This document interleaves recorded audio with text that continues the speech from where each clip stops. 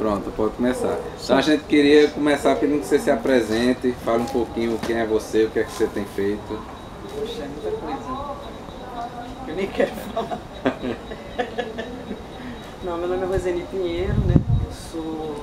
Atualmente eu sou professora associada no Instituto de Medicina Social da UERJ, no programa de saúde coletiva, um programa histórico, né? Vai completar 47 anos e eu tenho, se juntar a graduação até o doutorado e a entrada de ser docente já vai ser aí 27 anos. Né? Fui do movimento estudantil da década de 80, muita luta, então o momento que eu estou vivendo aqui, é bom que eu viva nesse lugar, né? Que é onde tem minhas origens, por parte da minha mãe, da minha família. A Paraíba para mim é muito cara do ponto de vista de raízes, né? Seguramente construir o meu caráter como pessoa, como educadora, como pesquisadora.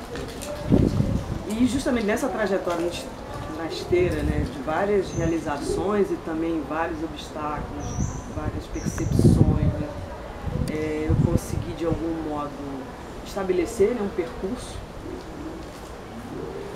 da ideia do que é a educação, mas também o que é a pós-graduação e sobretudo o que é ciência, o que é conhecimento, né? E ao longo do tempo eu comecei a refletir, fazer uma crítica muito profunda, inclusive interna, né? De a gente poder ao menos localizar, vamos dizer assim, as travessias, né? As travessias, porque na verdade não dá para falar nó crítico, tem pavor desse nó, não resolve. A ideia do nó acho que atrapalha, né? Mas eu acho que aí pegando Guimarães Rosa a gente tem que pegar o caminho do meio, né? E resolver se a gente vai acudir o pai ou não. Você sabe a história da terceira margem, né? Pode falar? Pode. Tá, então da terceira margem que Guimarães Rosa, ele fala da angústia do filho, porque o pai, com várias coisas que aconteceram na vida dele, ele decidiu viver num barco no Rio São Francisco. E sempre anos assim. E ele agoniado, né? Pai, volta, e a família chorava, parte da mulher foi embora, e o povo lá do povoado dele foi embora, e foi ficando o filho, o pai, e ele lá naquela agonia, e tem várias passagens, né? E eu particularmente respeito muito o Rio São Francisco, né? Aquilo ali não é brincadeira não, porque aquele ator lá. Bom, e aí e o filho, em um momento, em certo dado momento, o filho disse que troca com ele sair. Né? E o pai dele disse sim. Ele saiu correndo para casa e não teve coragem de trocar com o pai. Então eu acho que tem coisas nas travessias que a gente faz, né? E acho que isso é muito comum, mas não pensado, né? E para mim a questão do pensar, ele tem uma força que é maior, é mais que teoria, é mais do que prática. Pensar o espírito, né? É a alma, literalmente. Então, como a gente tem uma dificuldade, até pela racionalidade científica moderna, que já é tributária da própria razão clássica, na verdade, continua a mesma coisa, só mudaram de posição, mas, como diz Nietzsche, mataram Deus, e aí fica tudo entre os homens e cada um que se lasque. Então, diante dessa narrativa e na própria história de vida de luta por um país mais justo, uma vida mais justa, justamente porque minha família, como nordestina e meu pai imigrante, sofreu muito com isso, embora eles não tinham, e até hoje tem a menor ideia se isso é justo ou não, ao contrário, parece que o castigo, se é uma coisa feliz, é uma coisa de Deus, se não é. Então, assim, tem uma outra leitura. E aí eu fui me aprofundando e discutindo a coisa na saúde coletiva, tive contatos com vários, que para mim são ícones, né? Davi Capistrano Filho, por exemplo, né? Tive com ele no último ano de morte, né? Consegui ter uma pequena aula com o Ricardo Bruno, né? Tive a felicidade de assistir a abertura, eu participei do Congresso de Ciências Humanas em São Paulo, do Milton Santos. Então são coisas que a gente fica meio tatuado, né? E eu tento falar isso, na formação, né, por onde eu passo, pesquisando, para dizer que é possível, né? É possível você entrar em contato com outras imagens, outros imaginários, mas também com outras realidades e repensar criticamente. Mas não é uma tarefa fácil, né? Até mesmo porque você tem que aceitar também que você é contra-hegemônico. Isso também é da natureza, né? Porque senão você faz a crítica do jeito que o criticado gosta. Basta eu ficar oposto a você. Parece que só isso me define no mundo. E eu descobri que não. Não define. Se você não agir, você só vai ser mais um a reiterar a injustiça, a reiterar a desigualdade, em qualquer situação. Entendeu? E outra coisa também é desenvolver uma certa capacidade de reconhecer as nossas pratas da casa, né? Eu não entendia muito bem porque o povo não lia Paulo Freire, entende? Na academia. Essa colonização de saberes, né? Eurocêntrica, né? E é muito interessante porque eu fiz uma parte do meu pós-doc na Itália, na Universidade de Piemonte, 3 meses e meio lá, mas foi o suficiente para encorajar aí também. Eu fiz 1 ano e meio na PUC em Direito, né? Inclusive a minha trajetória agora é Direitos Humanos. Eu estou estudando a saúde como direito humano, que até 2000 não era considerado em lugar nenhum do mundo. E eu acho que isso tem a ver muito também de eu estar aqui, isso tem muito a ver com pensar epistemologicamente como é que a gente subsidia essa discussão, ficar só no campo do direito. E aí, envergar mesmo o bambu, né? E aí envergar no sentido de, não de ficar um pêndulo, né? Porque senão as pessoas têm uma dificuldade de entender, dependendo das suas matrizes ideológicas, né? Ou das suas linhas de pensamento, né? Do relativismo, mais do estruturalismo, enfim. E aí a gente vai percorrendo esse espaço. Então, diante disso, eu comecei a ficar meio insatisfeita, que até está faltando, é meio de avanço, está faltando um pedaço. Aí vai para um canto e vai para outro. E aí eu cheguei à conclusão que eu tinha que pegar em cheio, vamos dizer, na alma do pensamento científico moderno. Que tem tudo a ver com Paulo Freire, que é a ideia da dualidade, da dicotomia. Então precisava de um giro epistemológico corajoso, né? Que aí é também recuperar as ciências humanas para discutir saúde, né? Porque a racionalidade fez isso, né? Tirou as paixões, as emoções, e aí o mito da caverna acho que explica muito bem isso. Isso na saúde impacta muito. E como eu tenho trabalhado já há 16 anos um princípio infraconstitucional, que é a integralidade em saúde, que está sendo brutalmente ameaçado, né? A própria ideia de liberdade no nosso país e discussão da saúde. A ideia de laicidade, que é o que garante exatamente essa pluralidade, que é um outro conceito caro, né? Que a gente precisa trabalhar, que é da Hannah Arendt, que é a autora que eu estou trabalhando já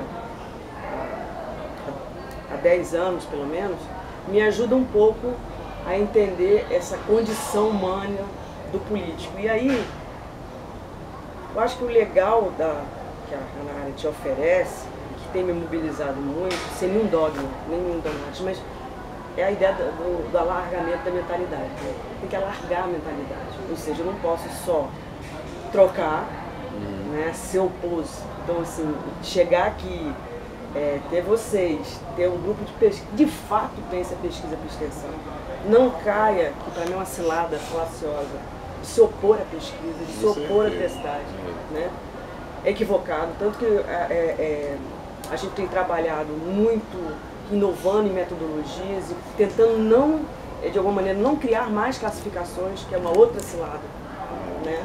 Porque aí todo mundo vai dizer que não é isso, não é aquilo. Agora tem que ter muito uma coisa que também estou escrevendo no momento, que é pensar a responsabilidade coletiva na saúde coletiva. Né? Isso tem a ver diretamente com o princípio da integralidade, isso está diretamente com o seu posicionamento epistemológico. Eu acho que para pesquisar a extensão, e ontem quando você falou, né, qual é o posicionamento desse evento em relação à conjuntura, acho que a mesma tem que ser feita na pesquisa, né? Porque aí vai definir totalmente a ética, entendeu? A ética política educativa que você vai assumir em todo o percurso, né? Para você não ser chamado de adesista, de você não ser chamado de positivista, vira e mexe, né? Falam isso, né? Eu fico só rindo. Quando eu tô meio atacada, eu vou meto pau, mas quando não tô, eu tô meio mais cansada de tanto que eu tô lutando aí nesse golpe que a gente está vivendo no Estado brasileiro. Mas tem que botar a galera no eixo, porque eu acho que é uma coisa, além de ser desumana, ela é traiçoeira aos valores que a gente defende e que nos sustenta como humano, e que a gente pensa de educação, que a gente pensa de sociedade, que a gente pensa de luta. Isso tem que ser muito bem trabalhado e não pode ser feito sozinho. Isso é uma outra coisa que eu acho equivocada. Como eu entendo que algumas pessoas têm dificuldade de entender certos autores, a minha formação política é gramsciana, né? E aí o povo já fica assim, mas Gramsci, partido, a gente já vê que a criatura não leu direito, né? Porque tem tudo isso, né? A mulher lá que está defendendo a intervenção militar não apresentou a bandeira da China como uma bandeira comunista, tá tudo fora. Como diz a Cássia Eller, o mundo está de perna pro alto, ninguém reparou, entendeu? Então eu acho que assim, esse movimento, né, que eu entendo que é o de alargamento da mentalidade em relação à extensão, é para a gente também desconstruir certos preconceitos que, por exemplo, na própria história, né, da extensão, e aí eu vou aprender com vocês, porque eu digo que não tem experiência, porque eu não tenho, né? Eu posso ser uma orgânica, como Gramsci fosse orgânica, mas eu acho que a gente tem que vencer e não permitir aquilo que eu chamo de puxadinha intelectual. O cara está pesquisando uma coisa, esses rizomas da vida, aí pega o rizoma, transforma, popular num monstrinho, é gremlin, basta você tocar a água, vira um monstrinho e você não sabe lidar depois com essa figura mitológica que vira uma outra coisa. Então assim, você tem que criar uma relação dialógica com o conhecimento. Então, nesse sentido, como é que tu vê os desafios hoje que a gente tem para integrar a pesquisa e a extensão? Eu acho que a primeira coisa é o posicionamento epistemológico, ou seja, você se apoiar em autores que permitam que você dialogue com eles.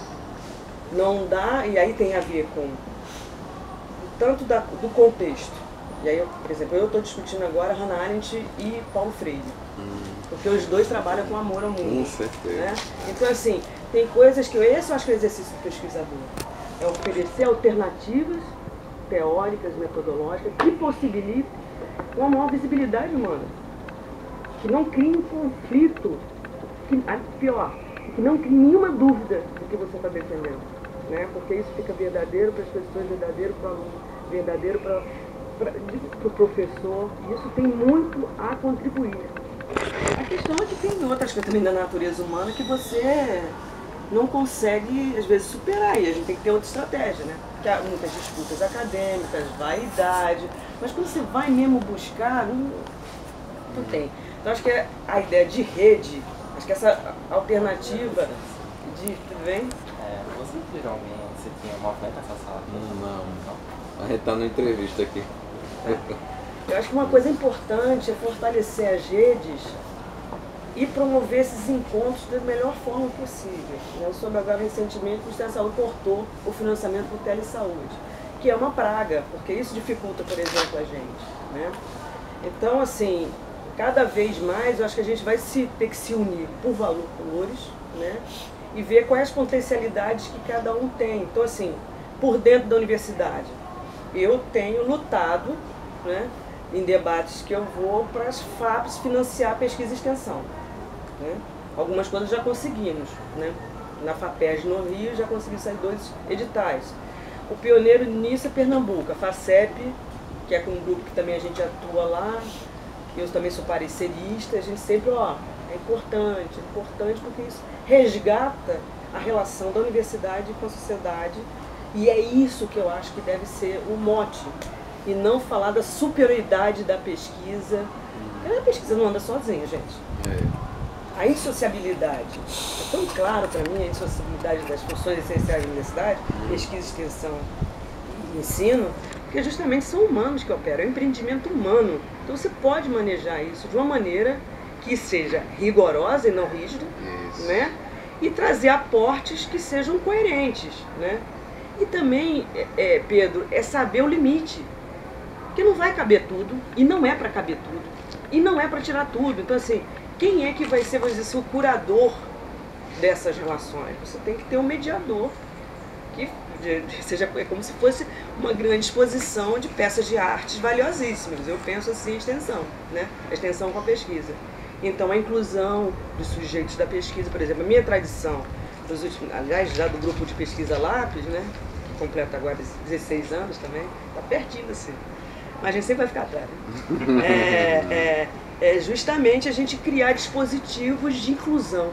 A gente inventou a ideia da devolutiva parcial, que se faz em etapas cronogramas, no cronograma da pesquisa. Você tem um pesquisado nessas etapas participando. Não é que ele vai validar e vai tornar tudo aquilo, não. Ficou satisfeito? Não, ao contrário. Né? Você pode criar critérios. O próprio processo da pesquisa dá mais trabalho, aliás, o país que mais trabalha com isso tem sido a Espanha e Portugal, Portugal mais ainda, mas eles falam mesmo, sai caro, né? Mas com a nossa criatividade, dependendo se você tem um grupo dinâmico, né, a gente pode criar alternativas de validação, que na educação usa muito, que também aprendi na educação, que é a validação dialógica. Então isso cria uma legitimidade intelectual para a pesquisa e extensão, que para mim é o suficiente para a gente poder despontar os caminhos. Agora, o que me parece que talvez seja o maior desafio é internamente. Aqueles que são, vamos dizer assim, gerações de educação popular, né, ou extensão popular, que é esse conceito que eu estou aprendendo com você, que talvez eu acho que eu achei genial, pode ser uma saída inclusive para mim. Porque eu não sou da educação popular, não me coloco como uma expertise em educação popular, mas eu tenho convicção que de extensão popular eu entendo. E qual seria então a tua compreensão de extensão popular? A extensão popular, ela por definição, ela teria 3 elementos que eu acho que tá vindo agora na cabeça. Hein? É assim mesmo, esse é o exercício. É isso que a gente quer. 3. A primeira, a ideia de inclusão. Aí você tem que pensar como esse termo, ele opera nas etapas da pesquisa, no processo extensionista. E aí é isso que dá o ineditismo para a pesquisa e extensão, na minha leitura. Tá? A segunda seria justamente uma certa... É como se criasse novos padrões de institucionalidade intelectual e acadêmica, que é para permitir a você dar visibilidade a esses dispositivos de inclusão. E a terceira, que talvez seja mais difícil, porque a gente não vê, mas sente e vê também na ação.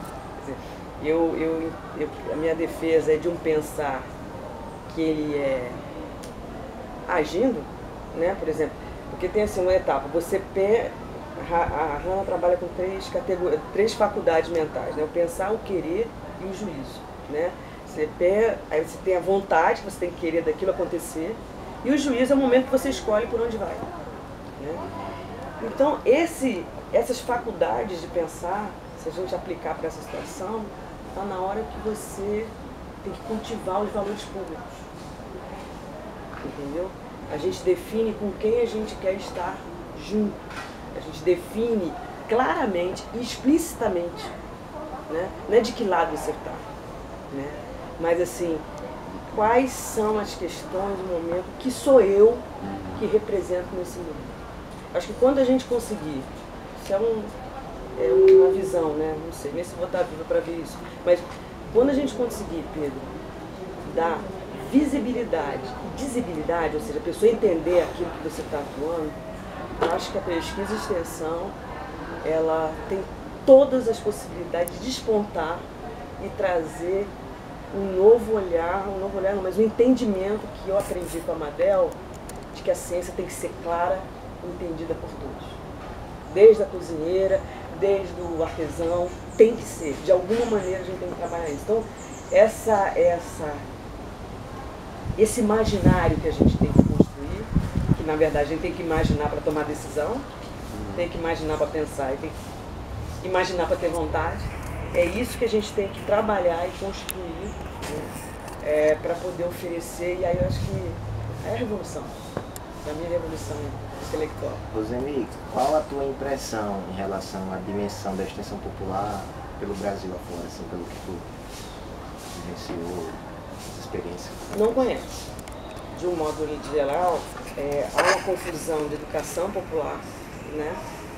Porque parece que quando a academia, ou alguém da academia chega, estão querendo colonizar a gente. Então, acho que, na verdade, é que não conhece. Há uma incompreensão que precisa ser discutida. E eu acho que aqui tem toda a potencialidade e legitimidade para fazer isso. Nenhum outro lugar do Brasil, pode ficar tranquilo, tem a capacidade e a compreensão que vocês têm. Não tem. Não tem. A maioria pensa pesquisa e extensão como vai ser o campo de verificação de ideias da pesquisa ou de aplicação, de aplicação empírica. Exatamente, né? Então acho que isso é bom fazer essa distinção e oferecer novas abordagens, né? A questão é como você concorrer com o produtivismo acadêmico, né? E aí eu utilizo lá comigo estratégia de revezamento. Não pode ser sempre a mesma pessoa, entendeu? Então todos os pesquisadores, eu por exemplo já fui bolsista do CNPq e sou bolsista do Procência FAPERJ. A gente tem que fazer o esforço, pelo menos aqueles que se veem mais obrigados a lidar com essa liderança, ele tem que atuar na indissociabilidade, ele tem que mostrar que ele sabe como indissociabilizar essas três funções, né? Então assim, tem que ter projeto de extensão, mas pelo não projeta essa institucionalidade, é você desconstruir caminhos que essa institucionalidade ganhe legitimidade e as pessoas se interessem.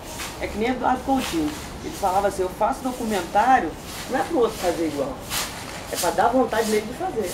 Então você tem que dar vontade no outro de fazer, e aí vai, entendeu? Então assim, eu não tenho dificuldade, já tive antes, mas eles já aceitaram também, isso também eu acho que é um ponto do governo progressista que teve nesse período.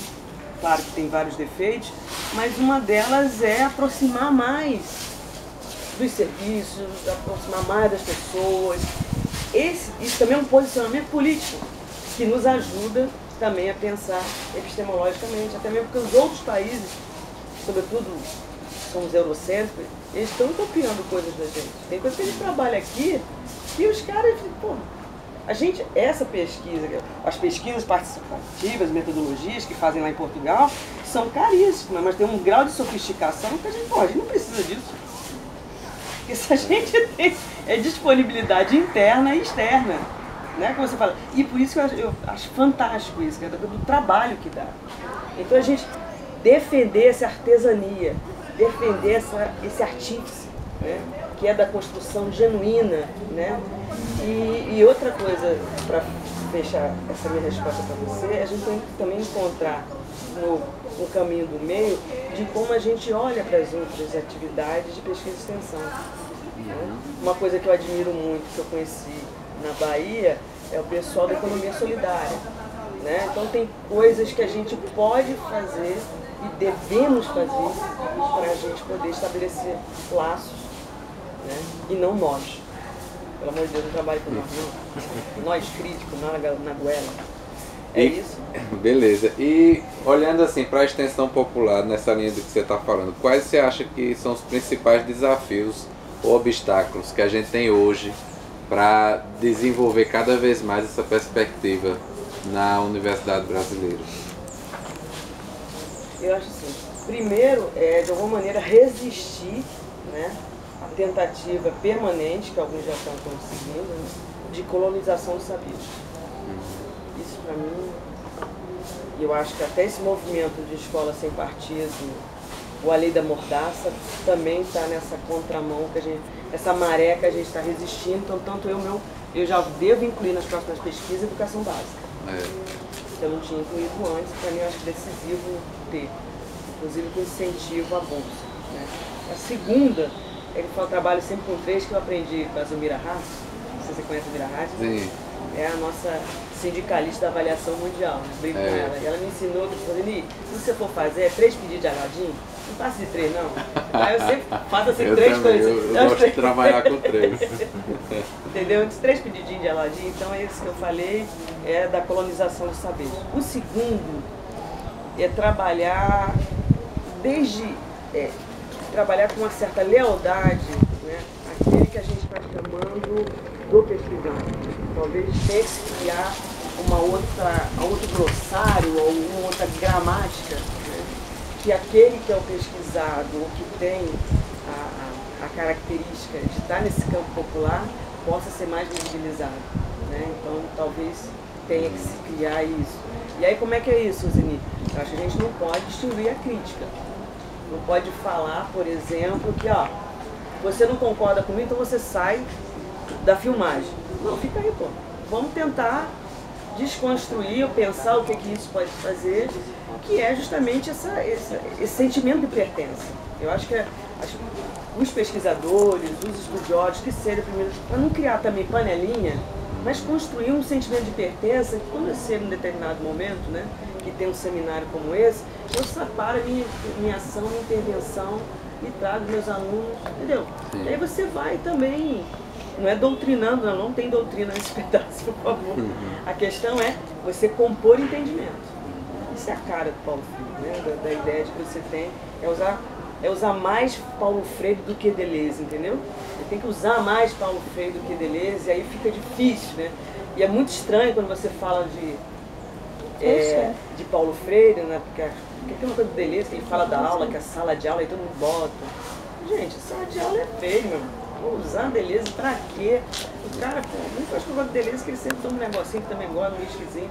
Fora isso, meu irmão, ele tem contribuições interessantes, mas tudo se responder com um autor que nem é nosso. Nem é nosso, entendeu? Essa vergonha que a gente tem de utilizar autores, entendeu? Pô, vamos botar Florestan Fernandes, vamos ler Florestan Fernandes, vamos ler Gilberto Freire, enfim. Cara, sabe, tem que parar com esse, senão não modifica. Então fica essa coisa idealizada, né? Porque o que é de fora é melhor, eu vou fazer um grupo de pesquisa lá fora, eu levo o que eu tenho. E se interessar alguma coisa que eles me dão lá, eu trago. Normalmente eu trago que, tipo assim, vocês têm o que a gente não tem, que é empírico e realidade. Todos os pesquisadores que eu vi, politólogos, lá que eles chamam politólogos, né?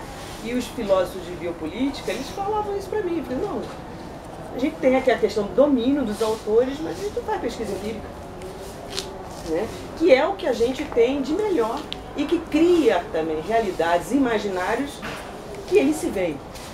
Que essa que é a grande sacação. Se a gente se vê em autores traduzidos por outros, mas eles também têm que se ver nos imaginários que a gente, talvez seja o único momento que você compartilha humanamente, né, de uma ideia, de uma defesa. Então, galera, mais Paulo Freire, né, e deixa o Deleuze lá um pouquinho para... Aliás, deixa ele sossegado lá no túmulo dele, porque eu vou te contar, acho que não deve ter nem sossego para poder ficar. Desculpa. Eu sei.